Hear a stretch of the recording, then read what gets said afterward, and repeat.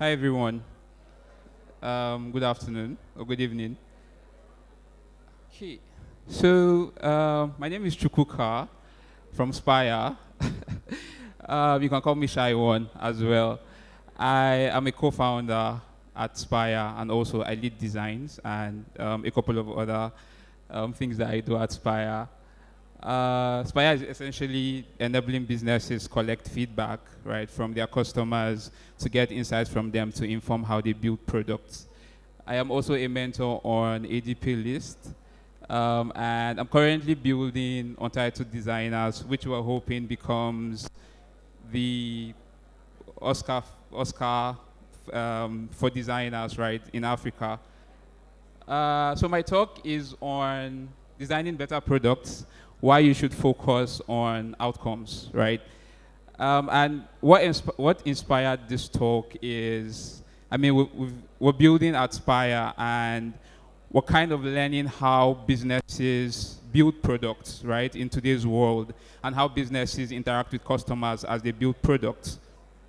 And so one of the things that we've learned is that businesses do not have like a feedback, culture, and that was what inspired this talk. I'm going to be talking about why you should focus on outcomes from two angles: from the angle of the business and from the angle of the UX designers or designers here. Right. Okay. Don't worry. Okay. So let's get into the basics, right? So we have outputs, we have outcomes. So I'm just going to get into the basics. Outputs are basically what we create, right? These are our products, our services, our features, our content, policies, basically our deliverables, right, at work. And it is what our customers, get to see, or what they get to buy, or what they get to consume from us. Now, a lot of companies or businesses focus a lot on outputs as opposed to outcomes, and I'll tell you why, right? Now, these are outcomes. Outcomes are measurable changes in human behavior, and we see these changes when we give them the outputs that we have created, right? When we give our customers the outputs that we have created. Because the whole idea of building products, right, is to effect a change in customer behavior. You can't necessarily know when your customers' behaviors have changed if you keep measuring just outputs, which is basically what a lot of businesses or companies do today, right? Outcomes tell us when and if we've delivered something valuable or not. Now, because a lot of emphasis is on outcomes, right, things that we do at work, we can't really measure how these products are, influencing our customers, right? And that is the key thing. Like, if your products are not influencing your customers, it probably means that you're not growing, or you're not scaling, or you've not found like a product market fit. So yeah, so a lot of businesses, a lot of teams, a lot of people who build products mistake outputs for outcomes, right? And they're not the same thing, right? Outputs are basically what you can see and experience. Those are the things that we build, our deliverables, our work basically. And not just for designers, but like every other person, involved in building products in a company, from marketing to sales, etc., right? They all have different deliverables. Those are the outputs. Outcomes are what we get out of these outputs that we put out, right? So basically, why is this thing valuable to us? Or why is it valuable to our customers? Why should our customers use them? So Peter Drucker says, if you can't measure it, you can't improve it.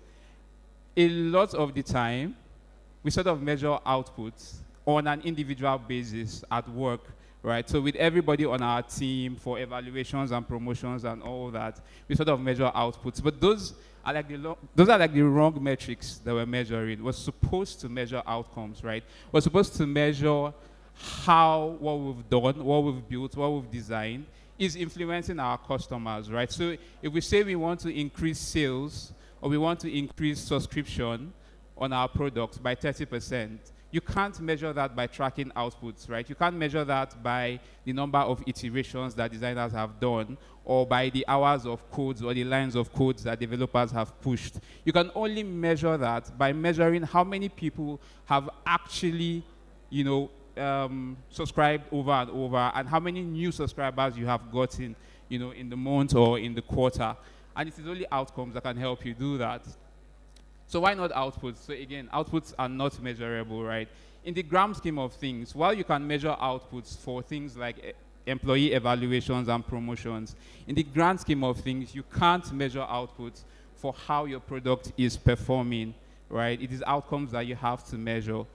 So outputs focuses on deliverables. So a lot of emphasis is then placed on the deliverables of team members or, departments in the organization, as opposed to their contribution to the overall business goals. On their own, outputs do not necessarily solve a problem. Now, if you have the right outcomes determined for your product, it sort of drives the kind of outputs that you get to, work on, right? The kind of deliverables that you get to do at work. If you are trying to, say, up sales by 20%, outcomes, that's an outcome that you're looking to do. That sort of drives, like you can work with that backwards and figure out what your output should be like. So it could be blog post, it could be offline marketing, etc., right? So why outcomes? Outcomes are the measures of success of our outputs. So this is how we measure our outputs, right? If you want to know if subscriptions have increased over the past quarter, you want to check what kind of outputs, right, that led to that increment. So for example, as a designer, you want to check if it was the color change in the button, or if it was the page layout, or if it was the content that was added and more explanation that was added that was able to boost subscriptions. So outcomes also create autonomy and accountability, right? So with outcomes, it's easier to have teams be autonomous, right? And know that these are the things that we need to do. We're responsible for XYZ outcomes, right? So these are the things that we need to do. And accountability, because it is easier to track stuff and keep track of if you guys are progressing or not. Next point is, it is something that is both meaningful to business and measurable by the team. Outputs are not necessarily meaningful to the business, right? For example, if you have this awesome sales pitch deck, after maybe that quarter, it becomes useless, right? It becomes useless. So it's not necessarily meaningful to the business. Maybe meaningful in the short term, but not in the long term. Also, outputs enable us to work backwards to the solution. So this reinforces my point where I said, when you have like a good outcome that you're trying to achieve, it makes it a lot easier for you to walk backwards to the kind of outputs or the kind of deliverables or the kind of activities that you need to perform to help you meet those outcomes.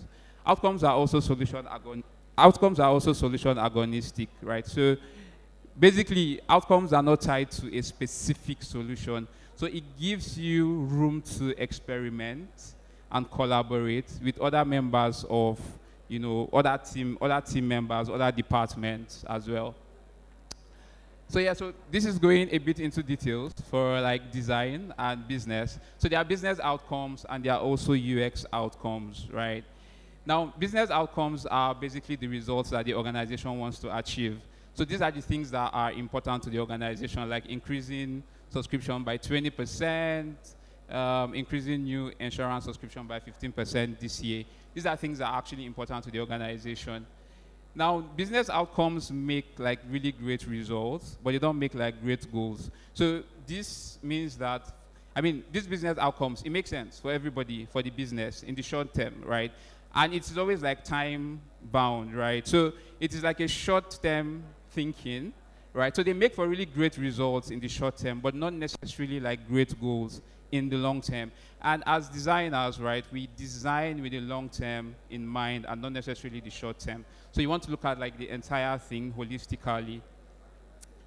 Business outcomes are the easy path to achieving a business goal. However, they don't necessarily end up with a better experience for our users, right? So as designers, business goals can make sense to the business, but they might not necessarily make sense to our customers, right? If you say you want to increase subscription by 15%, there's so many ways to go about this that would even make the user experience of your customers terrible. But you might increase subscription, right? But again, the experience is terrible.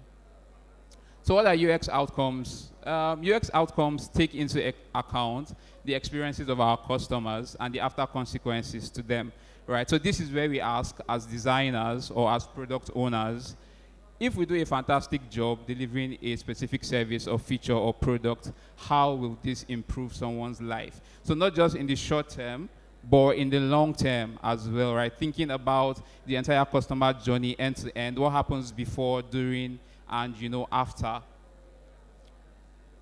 So why UX outcomes over business outcomes? So I have this. So business outcomes are inward facing and employee centric. So this reinforces my point when I said that a lot of times when we measure outputs, right, it is measured based on maybe individual for promotions or basically just inward, right, for employee evaluations and all that. UX outcomes are user-centered, customer-facing, and service-centric, right? So UX outcomes focus on how we're actually improving the life of the customers at every point in time. For business outcomes, it looks at a small slice of the problem, so in the short term, right? And for UX outcomes, it takes a more holistic and comprehensive approach to building, solutions or solving problems. Business outcomes measure business ROI, which is very, very fantastic, right? But UX outcomes measure impact, right, as well. So improving people's lives. I mean, if you improve people's life enough, it definitely impacts your ROI. Like, they're not mutually exclusive, right? You want to improve people's lives. You want people's behavior to change and be dependent on your product so that your ROI can increase, right? Business outcomes are usually short-term, again, and UX outcomes are more long-term and looks at like end-to-end and more holistically at the problems you're trying to solve. So how do you align with stakeholders and teams on outcomes? So it is really important that even as designers or product people, you need to align with the business, right, on outcomes. So yeah, you need to work together with the team to develop a shared understanding of the problem you're trying to solve and who you're trying to solve. And this makes it easier for each team or each department to own the kind of outcomes that they want to own and find a way to connect it back to the business outcomes, right? And you want to also make sure that the outcome supports both business and user goals. So this goes back again to be saying you need to work with everybody involved, right? All the departments involved, from sales to marketing to management, right? And figure out what the business goals are. And then you begin to ask questions from there. Okay, what would this look like for the product? What would this look like for the user? What should be our user goals? What should be the UX outcomes that we need to figure out that ties back into the business outcomes, that the business is looking for? And when you're able to do that, you're able to build a more solid product, a more holistic product. You're able to influence people's behaviors around your product to be more dependent on your product, thereby increasing your ROI for the business. So yeah, thank you very much. Does anybody have any questions? Awesome.